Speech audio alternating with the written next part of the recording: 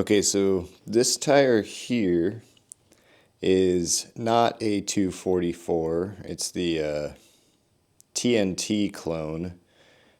So there's the difference between that and a Shinko 241. I'm going to be trying to put the Shinko 241 on the Xway today.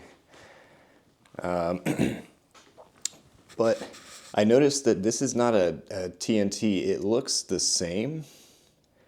And I'll bring it over here to compare it to the TNT. But this is like called a rudder.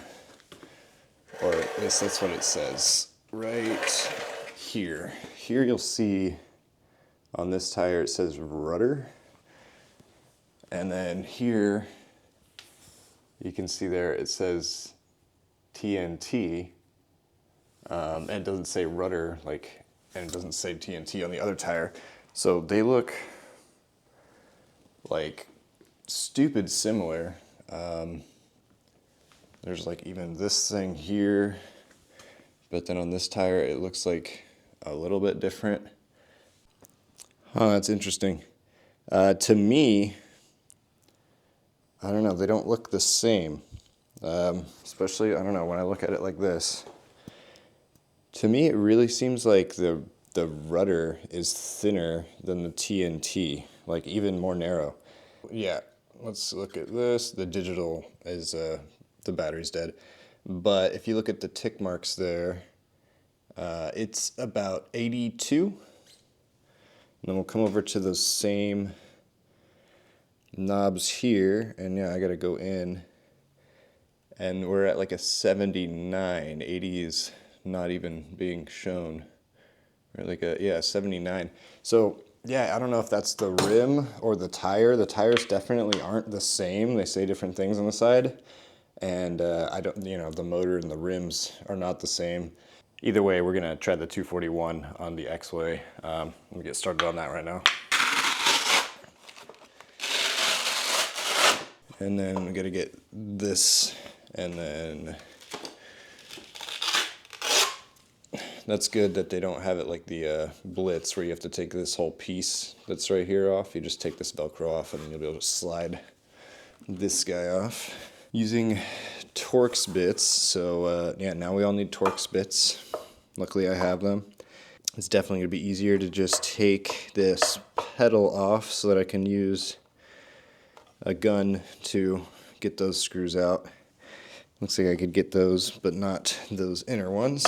Also, before we do anything, we're going to want to, I believe we'll take this all the way to soft, because that'll make it easier to loosen the preload.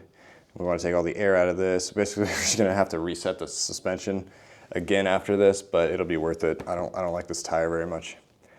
And then yeah, we'll take these off and be able to basically drop the wheel out. All right, and then we're gonna back all this stuff all the way out. Go ahead and remove your air pressure. There does not seem to be very much air that goes in there at all. I wonder what that really is like doing. And now we'll go in here and lefty-loosey all this stuff. Oh man. All right, good, that's done. I hate that part.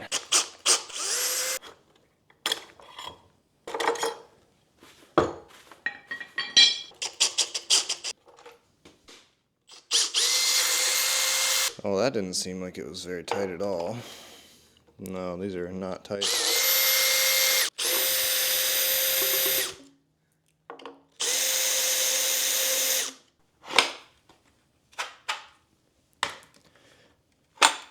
All right, got ourselves halfway there.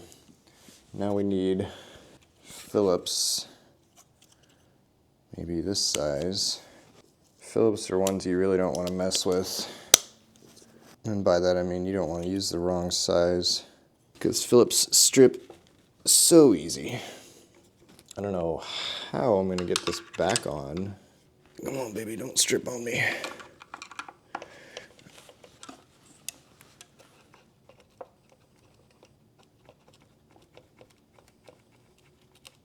Oh man, I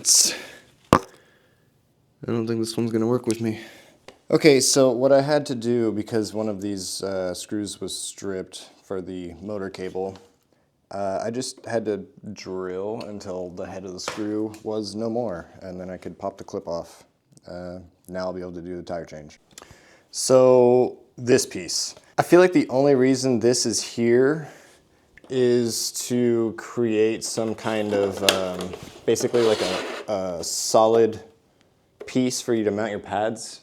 You may think it could be like a dust protector for the sliders or something, but the inside is completely open to the tire, and that's where all the dust is going to be coming from anyway. So the dust is just getting thrown in from the inside. You can see here I've got tons of dust and stuff already right there, which, you know, it's not seeming to be a problem. It's not creating stiction yet. So yeah, because I'm just using my fairing plates anyways, I'm just gonna leave this part off, because it just, you know, if I wanna adjust these things, they'd be right there. Just makes things easier. I'll be able to keep an eye on like stuff like the travel and everything like that. And yeah, I don't know, I just think that's gonna be a little bit of a quality of life improvement, since I don't need it to mount my pads. The blue side had like so many little washers on it, and the red side had but one. Come on, baby, just let go. Okay, clean off any little shavings.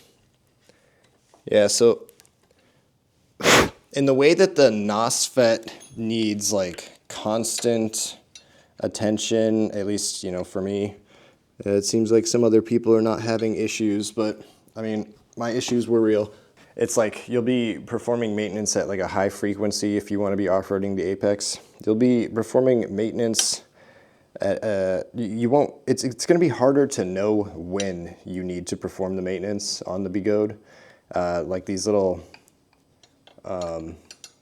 bushings in here are going to wear out eventually, and it's going to take a lot longer, but it's going to happen eventually, and it's going to be kind of like, I don't really know what's going on, my wheel just doesn't feel right, and you'll probably just want to like, I don't know, they should just sell like a refresh kit, and it just comes with like all of the things that you would need to replace, because there's, you know, things that you need to replace down in the slider bushings, and then possibly even the tube if it gets jacked up, and then like any parts of the linkage, like maybe just a brand new linkage with all of the bushings and everything installed.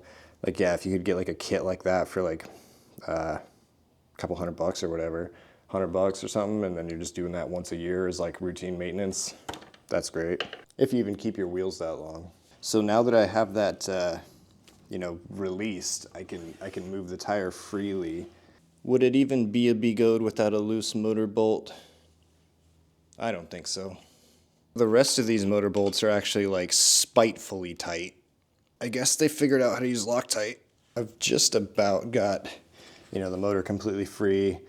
I had to get another Phillips head out to fully get this clip out.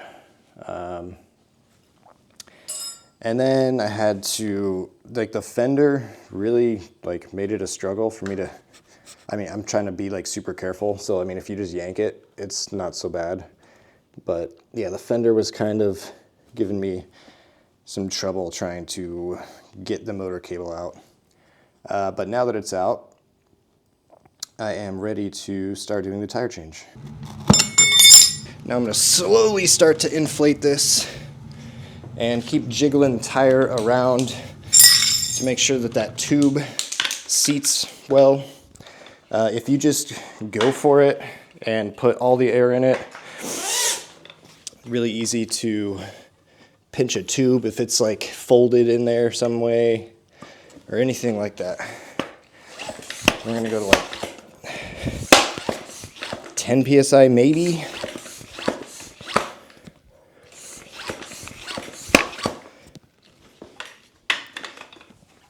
I'm starting to feel a little pressure now there.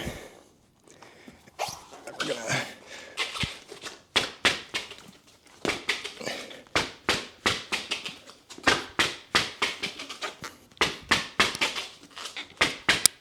I'm so excited just looking at this tire on the motor.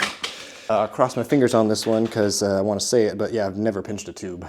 I don't know why that's such a huge thing with the EUC community, but it is. Oh, here's that thing. I think this goes with you.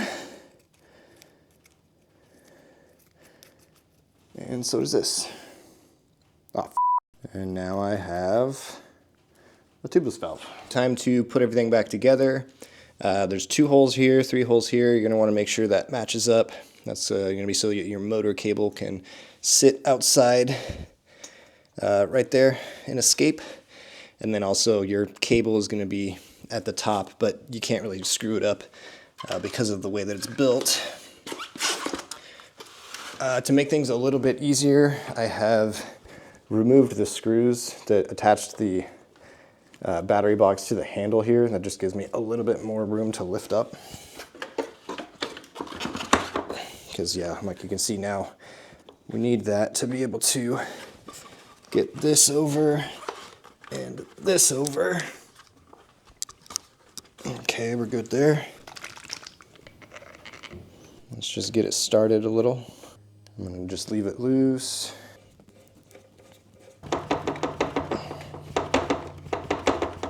Okay. I can use my tire iron.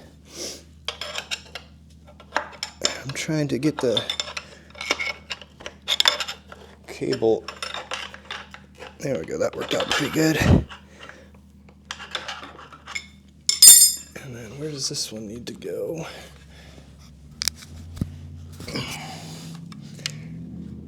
It just follows along right in there into a little groove.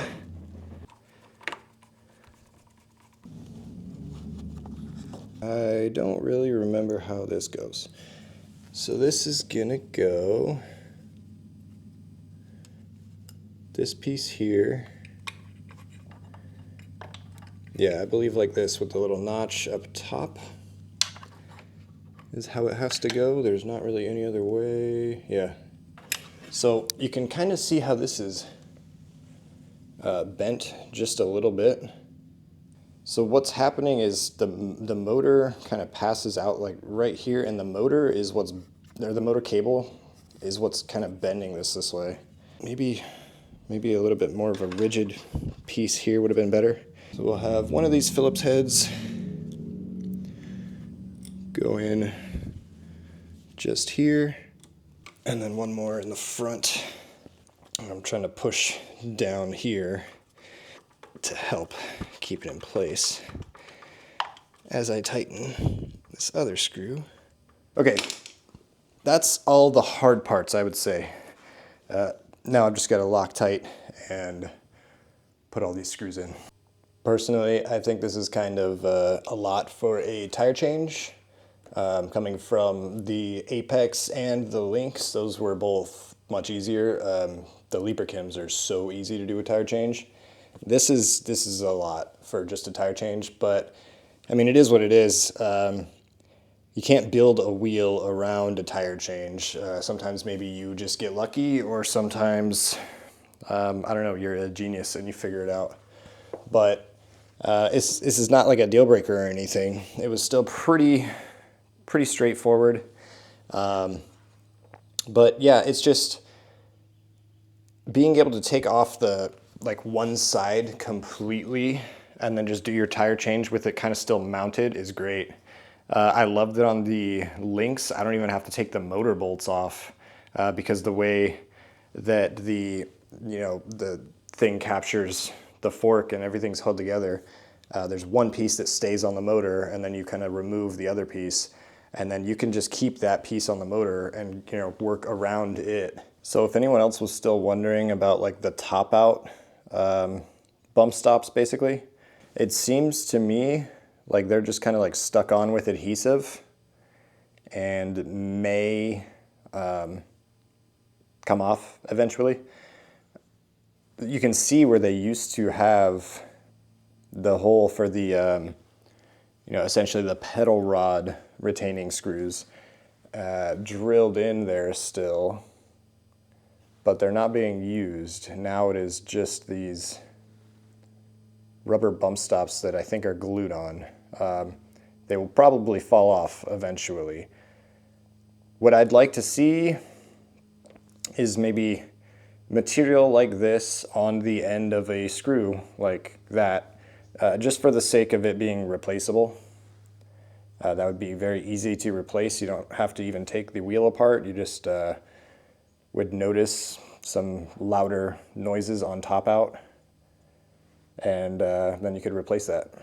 All right, tire change is done. We've got it all changed out to the 241. I'm super stoked. Still really want to get some new pedals, but I guess I'll just keep using my old boots for now. I've got the suspension all re-checked out, re-dialed in. We'll see if it's as good as it was before or better. Hopefully I set it all up again the right way. This was certainly not the easiest tire change, but it was not like incredibly difficult or anything. I just give it like, an average on the score. A Leaper-Kim is just ridiculously easy to change tires. I guess the L is even easier than the Lynx. The Apex is not that bad, but it's not as easy as the Lynx or an L. And then, of course, this is going to come in, after that. It's much more difficult than a Lynx or an Apex, and I don't think it's like a huge deal. How many times are you going to be changing your tire? Hopefully you know to keep plenty of PSI if you're going over rocks, because if not, then you're going to be pinching your tubes and having to change your inner tubes a lot. It took me most of the morning, but that's because I do my thing and I look around the wheel and make content about it and all this stuff. So it takes me a little bit longer than it'll take an average person to do the tire change. And I probably started at, it's been about 4 hours since I started, but I also took some breaks. I went and walked my dog, all this stuff. So I would say, an average person, probably about an hour or two, as long as you don't run into any issues. It's like I had to, drill out one of the screws that was holding the motor cable clips down. I just couldn't turn it, even though I swear I'm pretty good with Phillips. I know that they're going to be a pain in the butt, and I've kind of figured out strategies to work with the Phillips screws. They're just so bad. Anyways, I'm going to go and hit the trails, do some jumps. I hope you get to go out and ride today. If not, I hope you enjoyed watching the video. Keeping your mind on EUC is always good.